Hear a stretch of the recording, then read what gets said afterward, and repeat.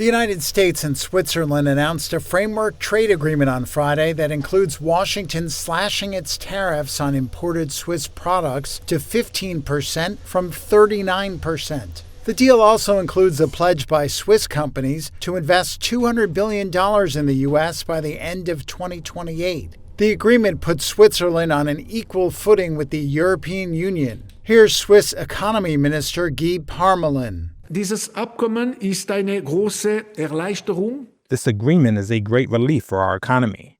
The additional U.S. tariffs have already caused considerable damage and affected almost 40% of our exports. The Memorandum of Understanding now stabilizes the conditions for access to the U.S. market. Nun die Bedingungen für den Zugang zum US-Markt. However, we cannot relax.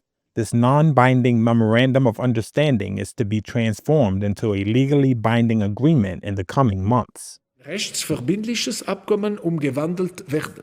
U.S. Trade Representative Jameson Greer said the agreement tears down long-standing trade barriers and opens new markets for American goods. He welcomed, quote, massive Swiss investment to help reduce our deficit in pharmaceuticals and other key sectors that will generate thousands of jobs across the U.S. The deal will have a positive impact on Switzerland's labor force, too, says Vincent Subilia, Director General of the Geneva Chamber of Commerce, Industry and Services. If you look at the US as the number one powerhouse and our second export market, and if you look at certain sector of activities, machinery, watchmaking, jewelry, or the medtech sector, which are part of the clusters here in Switzerland, and you look at the job, we're talking hundreds of thousands of jobs eventually, and it will help preserve jobs and tax revenues to the benefit of Switzerland. The Swiss government said the lower tariff rate is likely to be activated within days or weeks, as soon as the U.S. customs processing systems can be adjusted.